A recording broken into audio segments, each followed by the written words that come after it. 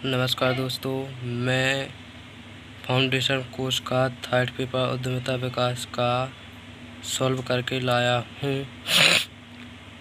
और एक बार मैं फिर आप लोगों से कह देना चाहता हूँ कि मेरे पेपर बनाने का उद्देश्य नहीं है कि पेपर लीक हो, बल्कि सब लोग अपने घर पर ही बैठकर आसानी से पेपर करें। इसलिए मैं पेपर सॉल्व करके अपने चैनल पर डालता हूँ। और चैनल को सब्सक्राइब करें, लाइक करें, वीडियो को शेयर करें।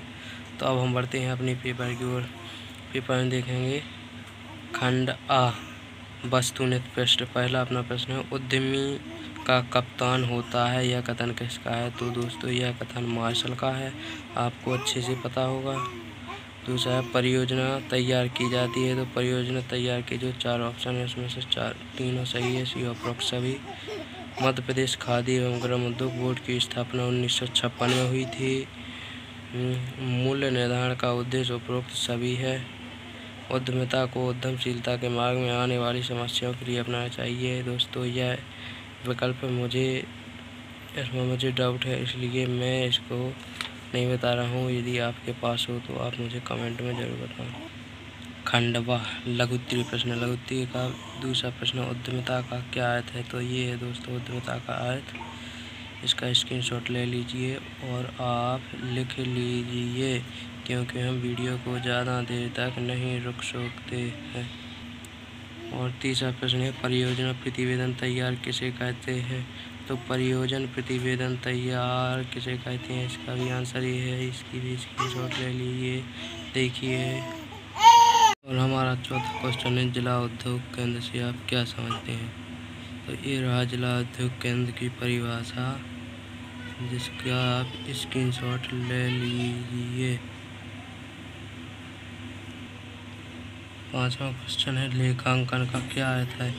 तो लेखांकन का अर्थ हमने अपने ही शब्दों में लिख दिया है। तो लेखांकन की अर्थ की स्क्रीनशॉट ले लीजिए। देखिए दोस्तों, हम बार बार कह रहे हैं स्क्रीनशॉट ले लीजिए, स्क्रीनशॉट ले लीजिए। तो आप स्क्रीनशॉट नहीं तो फिर कोई क्वेश्चन छूट जाएगा। और ये है हमारा छठवां क्वेश्चन, उद्यमिता में पूंजी की समस्या क्या है? तो हमने पूंजी की समस्या को अपने ही शब्दों में अच्छी तरह से बतला दिया है, क्योंकि जो हम अपने शब्दों में लिखते हैं वो सरल होता है, इसलिए आप इसे का भी स्क्रीनशॉट ले लीजिए। ये आ गया खंड सा, दीर्घवृत्तीय प्रश्न। तो दीर्घवृत्तीय प्रश्न थोड़े बड़े हैं, क्योंकि इनके नंबर भी 3-3 नंबर में दिए गए हैं, फिर भी हमने इनको काफ़ी बड़ा लिखा है। तो हमारा 7वें नंबर का क्वेश्चन है, एक उद्यमी के क्या क्या कार्य होते हैं? तो एक उद्यमी के जो कार्य होते हैं, ये देखिए हमने 4 कार्य लिखे हैं, जिनमें से 3 ए हैं, इनका आप स्क्रीनशॉट ले लीजिए। और चौथा कार्य यह है, तो इसका भी आप स्क्रीनशॉट ले लीजिए। और 8वां क्वेश्चन हमारे, विपणन के महत्व को समझाइए। तो हमने विपणन के महत्व को समझा दिया है, और देखिए इसे स्क्रीनशॉट ले लीजिए।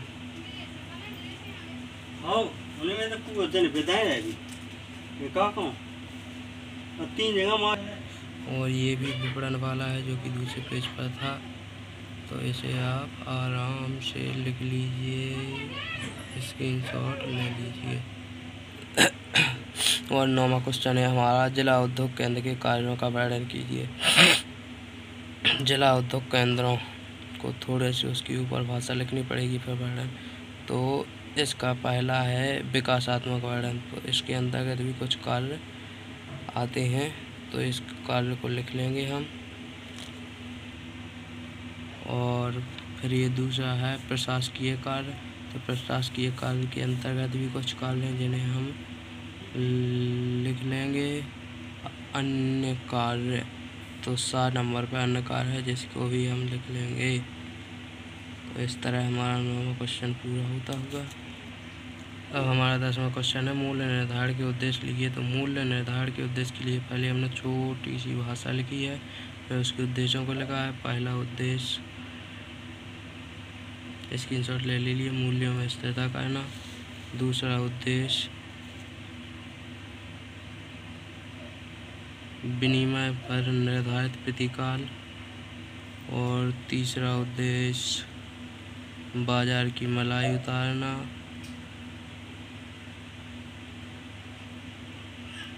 और चौथा उद्देश्य है लाभों को अधिकतम करना, यानी लाभ को अधिक करना। और हमारा थर्ड पेपर उद्यमिता विकास का है। लास्ट एवं 11वां क्वेश्चन है उद्यमिता की किन्हीं 4 बाह्य समस्या। तो दोस्तों ध्यान लेना है, हमें बाह्य समस्या ही लिखना है, आंतरिक समस्या नहीं लिखना है। तो बाह्य समस्या है जैसे बाहर से कच्चा माल आता है तो कच्चे माल की समस्या,